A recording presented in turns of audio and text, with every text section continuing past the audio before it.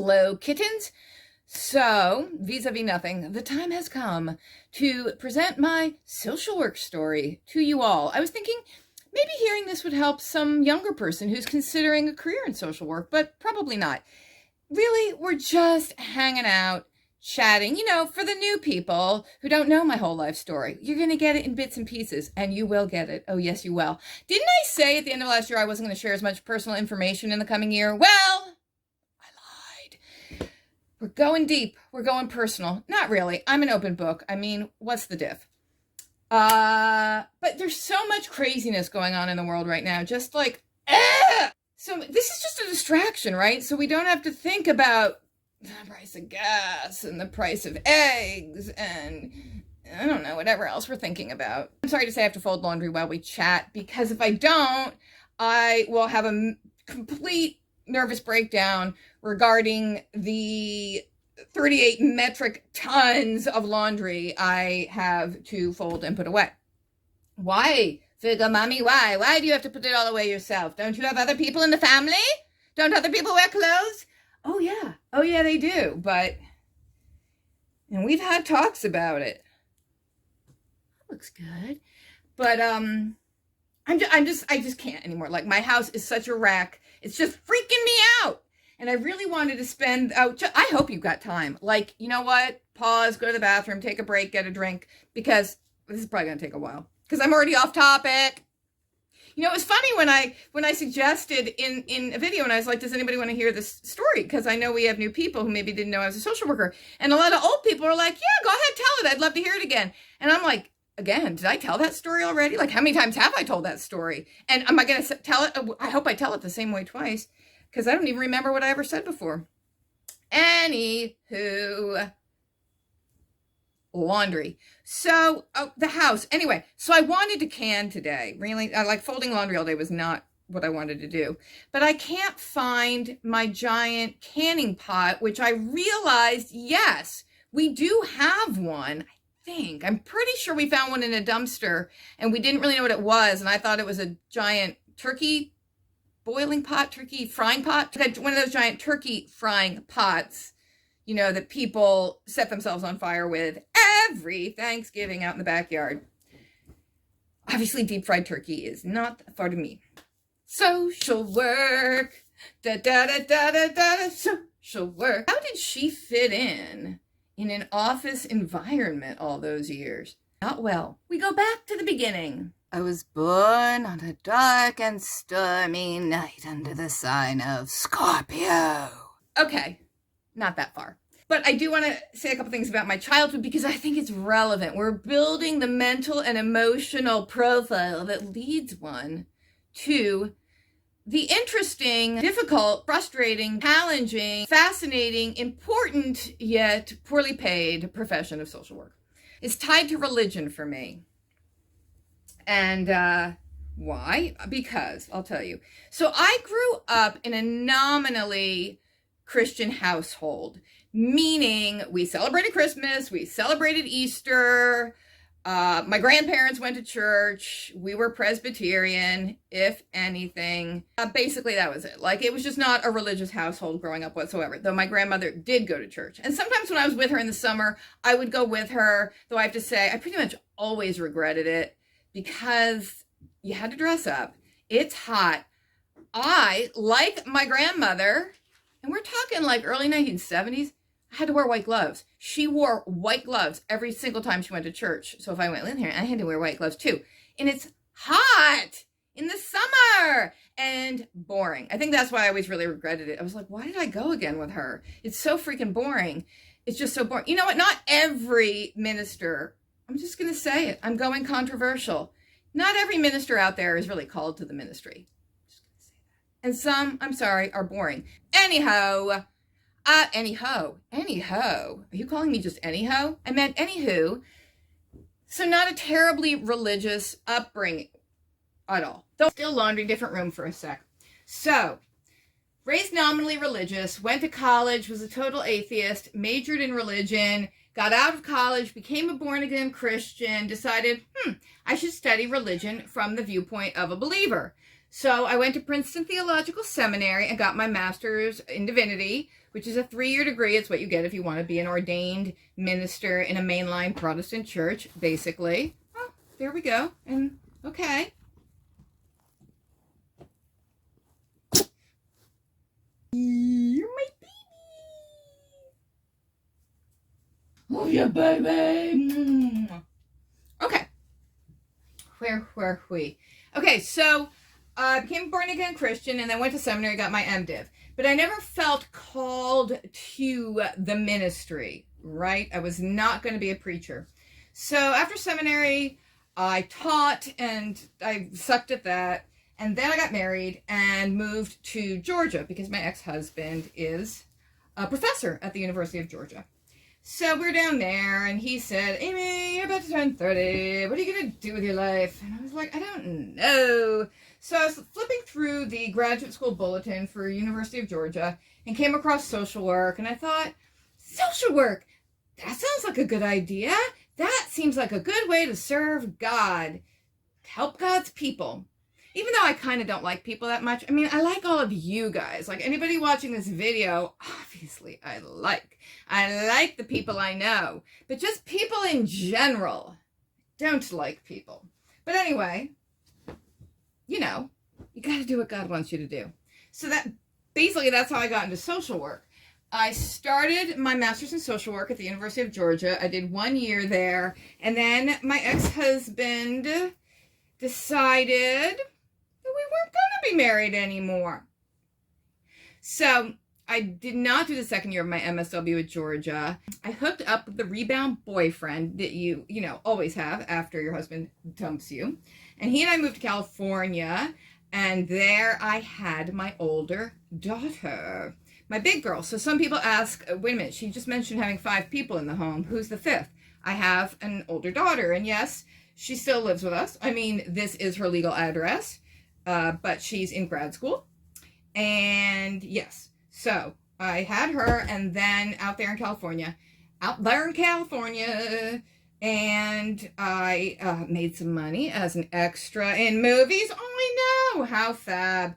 And I worked for a social service agency. Anyway, when she was about 4 months old, I decided to move back to New Jersey because I thought, this whole single mom thing is tricky, and it might be helpful if I lived near my parents. So moved back to Jersey. I finished my master's in social work at Rutgers, which is the State University of New Jersey, when my daughter was 2. And there was some kind of connection between the program and the state's child welfare agency, which at the time was called the Division of Youth and Family Services, DYFS. So they had some kind of deal where if you got accepted to their whatever program, they would pay your tuition, and you had to agree to work for them for a year once you got your MSW. I guess that was their way of trying to get more people with MSWs working for the division. So anyway, I was sort of hooked up with that program, which was good and bad. I mean, it was great because it paid my tuition, and I had a job waiting for me upon graduation. I didn't have to go searching for a job, which is one of the worst things in the world to me, is searching for a job. But I had never planned to be a child welfare social worker. Not at all, not at all. I mean, social work is so interesting. It's very, very varied. It's very varied. And I didn't know that when I went into it. I basically had no idea what social workers did other than child welfare. But they're therapists, and, they can be drug and alcohol counselors, and they can be adult protective service workers. They can work in schools. They can work in hospitals. There's so much you can do. It's not just all child protective services. But anyway, that's what I ended up going into. And so I owed a year to the division, and I stayed for 18 and a half years because it was a job. It was a good job. We had benefits. I was working with a lot of really interesting people. I was learning a lot. And I had stability as a state worker. I had benefits as a state worker. After about 6 or 7 years, I was an adoption worker, by the way. I processed adoptions. After 6 or 7 years, I became a supervisor, and I think I did that for 11 or 12 years. Yeah, something like that. Then I had the twins in 2012. Frugal Daddy, right after they were born, he had a health issue, which I'm sure he would love to tell you about because he loves to talk about it, but I'll leave that for him. I don't want to violate his HIPAA rights. So then in 2017, he had this health thing in 2012, right? And the babies were just born. It was right during Hurricane Sandy. And then in 2017, he needed to have surgery for that prior health issue. So at that point, I took 6 months off from work on family medical leave. And that's when I started the YouTube channel. And here we are. I was on leave maybe from like June to November. And it was the June when my girls had just completed kindergarten and then had started first grade. And then I was back at work. So I basically went back for a year. I took a demotion. And believe me or don't believe me, but I requested the demotion. It was my idea. Nobody had suggested it to me. I mean, I was not the world's greatest supervisor, let me just say. Again, not my strongest suit. I really didn't actually ever want to be a supervisor. When I got the promotion, I was like, I don't really want to do that. That's not why I got into social work. I got into social work because I want to be a social worker, not because I wanted to climb the ladder. I had no ambition whatsoever within the division. Some people there were very motivated to get promoted. I want to run the division. I had no desire to do any of that. I did not work for the state because I wanted to progress in my career or run the division or work my way up or like, no, I just wanted to be a social worker at the bottom. That doing the actual social work. That was the point to me. I didn't want to be an administrator. So when I got the promotion, my daughter, who was not that old at the time, but basically said, yes, of course you take the promotion. Don't be an idiot. Take the promotion. So I kind of did it for her. And I was a supervisor for, a long time and was not great at it. I mean, we all have our strengths. We all have our weaknesses. We can all do better. But when I was on leave, when my husband was having the surgery, I didn't want to go back at all. Like the idea of going back just felt like, I'm being slowly dragged towards my own grave over broken glass. I just did not want to go back. So then I thought, ooh, what if I went back and I didn't have to be a supervisor anymore and I just went back to being a worker? Like I'm good at doing the stuff I need to do as a worker. I'm just not good at getting other workers to do the stuff they need to do as workers, which is what you have to do when you're a supervisor. So they were on board with that, and I went back as a worker, which I did for a year. But, it's one of those jobs. I mean, some people love it. Some people are very ambitious, but most of the people who work there complain a lot, including me. Like, it's really stressful. It's really hard. It's the social work side of it, working with the families and everything, that's challenging enough. But the really, I think the pain in the ass part of the whole thing is working for a state bureaucracy. Just some of the dumb stuff that gets done, but whatever. So do. Anyway, so yes, I was a complainer too. Like, oh my God, I hate this. I wish I could win the lottery so I'd never have to come here again. This is so horrible. Though I had lots of great days, and overall, I would say it was a positive experience. I mean, not that I actually would want to ever go back and work for the state again. Please, no, never. No, and not that they would have me back either, because I'm quite sure they would not. But yeah, I mean, I learned a tremendous amount, and it's a very important realm to work in. But anyway, I just kind of was at the point, like I had always thought I would be the oldest person ever to work at the division. Like I would still be working there when I was in my 90s because I'd had these twins when I was 47. So even as I was getting towards the point where I could legit retire, I still had little kids. And I was like, well, I can't retire because I have to get them through college. So I instead just decided, no, I'm just going to quit entirely. I'm close to retirement, but I'm just going to quit because my kids are getting older. They're starting first grade. I want to be home more with the kids. And I also felt like the work environment was getting very unpleasant and toxic for me. And it was just causing me so much undue anxiety. And I also felt like I could only give my best, the best of me, which isn't that great to begin with, but the best I had to offer. I couldn't give to both my job and my kids. Excuse me, I'm not choking myself up. I'm just like literally choking on my own spit. I didn't feel like I could give the best of myself to both, and I felt like I was giving the best of myself to my job. And I know the other people at work might have been like, that was the best, and your children got even less than that? You suck.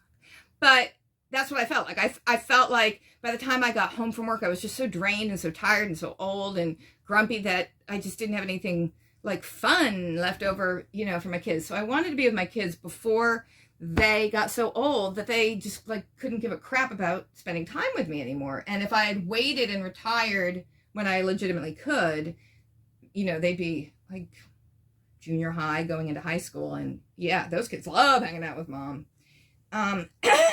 So I just decided one day I could quit, and I did. And I've had nightmares since that I'm working there again, and I don't like it. So it's a good thing they don't want me back, because there's no temptation. But I basically decided I could make money a different way, and, you know, I don't have to be beholden to the man. And so YouTube is now my full-time job, and I'm beholden to you. This laundry is driving me crazy. Did you miss me? I blabbed on for so long that I ran out of storage on the phone, and I had to take a break, find the cord that would connect the phone to the computer, get all the video off, remove it from the phone, make some toast with homemade jam, have more coffee, and now I'm back with more laundry. Also, in the meantime, I had to clean up the most disgusting, it's got to be right up there, one of the most disgusting things I've ever had to clean up. And if you want to hear about it, I'll tell you at the end. I mean, if you've wasted, I don't know. I mean, if this video is any less than 3 hours long, I've done some big time editing. But I'll tell you the gross thing at the end, because I know some people don't want to hear the gross thing, and they will judge me for the gross thing. But if you delight in some gross things, I have a story. Anyway, so as master's degrees go, to be honest, the MSW is not particularly intellectually demanding. It's not that hard. So I guess that's it. That's my social work story. I mean, that brings me to now. Anyway, I quit DIFUS coming up on 4 years. I do not regret it at all. Oh, thank God. I mean, as bad as things get sometimes, and I might say to myself, well, would it be better just to go back to work? No. Oh God, no. I'd rather be licking the inside of a dumpster than having to go back to that. Because it was so stressful. I mean, a lot of great people, just great, you know, great people, great foster parents, great workers, great supervisors, a lot of great people. You got your good workers, you got your bad workers, like any situation, but I don't know. If you have any questions about social work, feel free to ask me. I can't answer everything because my knowledge is really quite limited to my own experience, but I'll try. And thanks for watching, everybody. And if you want to hear the really gross story now, I'll tell it. And for the rest of you who just don't want to be grossed out but somehow made it this far, you may go now. You may be excused. You may leave the table. Push your chair in. All right. So my gross story, which is laundry related. Oh, God, I'm supposed to be folding. All right. So, you know the cat Midnight, who's a stray cat who's out in our yard, and we've been feeding her for a couple years. Well, Frugal Daddy got her inside in the winter because I said, it's too cold. Like, we have a blizzard out there. She's going to freeze. Like, it's just too cold. It's not enough that we put food out for her. Like, we've got to get her inside. So we got her inside, and she's been inside with us ever since. But I don't think she ever fully understood what the whole litter box situation is about. You know, we're trying to be patient and everything. But a couple times recently, she's just laid a big old dumperino right on the dining room table. And that's not even the gross part. So I've cleaned up things like that a couple times recently. So, like the last couple of days, walking through the dining room, I have smelled the cat shit smell. And I'm like, looking around for it. Like, where did it go? Like, where did the cat go to the bathroom? Where is it? Like, I smell it. And the cats are right there on their cat condo, and I'm not finding cat poop anywhere. I'm like, do they have gas? Could any animal have gas that bad? And why is it always just like right in this area, but it's near the cat condo? But I'm looking around, looking all over the table. The table's cleared off. There's no poop anywhere. It's not on the floor. Is it like in the fireplace? Is it under the table? Is it like in the rafters? Did someone have diarrhea on the curtain? Or, like, there's nothing. There's no poo anywhere, but it still stinks like poop every time I walk by. So I'm looking around, and there's this tablecloth folded on a chair, on a dining room chair, because I was going to put this new tablecloth on. So I pick it up, and I sniff it. It's folded, and I'm like, well, that's it. That's what smells. It smells like cat shit, but it's just a folded tablecloth. And I'm thinking, oh, was there something else on top of it? And then the cat took a dump, and it was like an oozy dump, and the juices went through and contaminated this folded up tablecloth, so now it stinks. And I took the thing on top and took it, and I don't know what I did, but this was definitely the culprit. Like, I mean, what? Oh God, this has to be one of the worst. I mean, it's so up there with like rotten onions and rotten potatoes swimming together with cat shit. Yes. So, so I bring the tablecloth upstairs, and I'm like thinking, this thing just stinks too bad to have been collateral damage in something else getting shat upon. So I unfold it, and there's cat shit inside it. Like, and I'm thinking, well, how did that happen? The cat didn't crawl into it and take a dump. Like, obviously it must have been unfolded, and the cat took a shit on it, and then it got folded and put in a chair. Like, nobody saw the poo on the, like, it was so, oh my God. It was so rank. It was so bad. It was like, okay, listen to me, dumpsterinos. It was so disgusting. It was fresh enough to still be like moist and really stinky, but dried enough and smashed into the fabric enough to be really challenging to clean. So that's what I was doing while the earlier part of our conversation was coming off of my phone and onto my laptop. While that transfer was happening, I was cleaning that up. How's your day going? I told you I was long-winded. I said it would take a long time. I said get a beverage. Anyway, love to know what y'all think. If you have any questions, concerns. Like I said, it is what it is. I can't go back and change my history. I've admitted every big decision I make, pretty much probably wrong.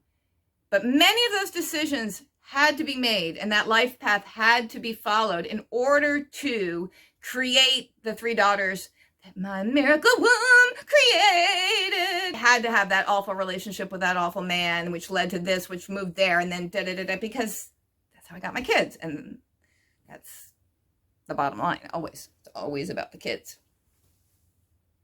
So, I hope you guys are doing well, and I'm going to try to actually get some of the laundry now put away. And no, I haven't folded it all yet. There you go. So thanks for watching, everybody. And for the 2 of you who've made it this far, you guys, you're my best friends because you made it this far. Thank you. Take care. Bye.